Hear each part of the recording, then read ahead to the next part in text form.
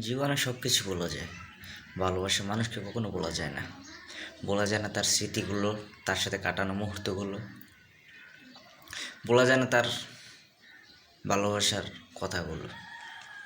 যে মুখ দিয়ে বলেছিল আমার সাথে সারাটি জীবন সে কাটাতে চায়, যে হাত ধরে আমার সাথে অকন্য হাজারবার পথ চলেছিল,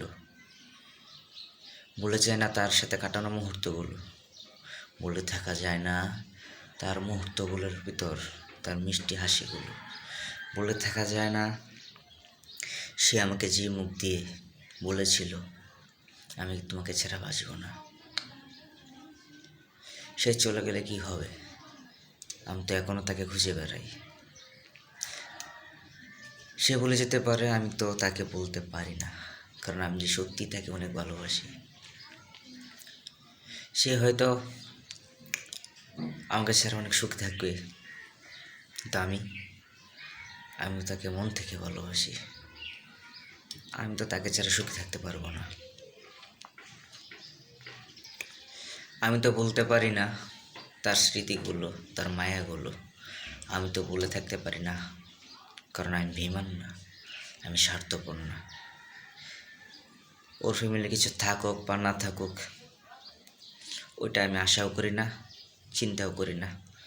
ওর ফ্যামিলি আমাকে কী দিবে না দিবে, ওই চিন্তা ভাবনা ওইগুলা দেখে আমি তো তারা ভালোবাসিনি। তারপরও কেন তাকে ছাড়া আজ আমার একা থাকতে হয়? কী জন্য আসলে তুমি আমার জীবনে, আবার কী জন্যই তুমি আমার জীবন থেকে দূরে সরে গেলে? ভালোবাসা এক অদ্ভুত জিনিস, পাইলেও কানতে হয়, হারাইলেও কানতে হয়। ভালোবাসা কষ্ট সবাই সহ্য করতে পারে না। আমরা বিভিন্ন সময় অনেক খবর পাই, আশেপাশে অনেক মানুষ মারা যায়, টিভিতে, নিউজে, অনলাইনে, ইউটিউবে, ফেসবুকে, বিভিন্ন প্ল্যাটফর্মে আমরা দেখি ভালোবাসা হারানোর কারণে মানুষ মারা যায়। কিন্তু সবাই তো মরতে পারে না, সবার হয়তো বা মারা যাওয়ার সাহসটা থাকে না, সবাই মরতে পারে না। এই জন্যই যাকে ভালোবাসো সেই মানুষটাকে আগে বোঝার চেষ্টা করো, সেই মানুষটিকে আসলেও তোমাকে ভালোবাসে কিনা, নাকি সেই মানুষটা প্রয়োজন ফুরাইলে তোমাকে চেঞ্জ করতে তার দ্বিতীয়বার ভাবা লাগবে না।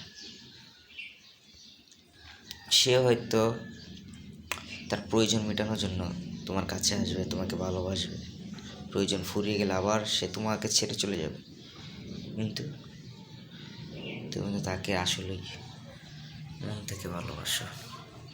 তুমি কি করবে? তো সবাই ভালো থাকবেন, সঠিক মানুষ বেছে নিন, সঠিক মানুষকে নিয়ে বেঁচে থাকার স্বপ্ন দেখেন। প্লিজ আমার চ্যানেল নতুন হলে চ্যানেলটা সাবস্ক্রাইব করে দেবেন। আসসালামু আলাইকুম।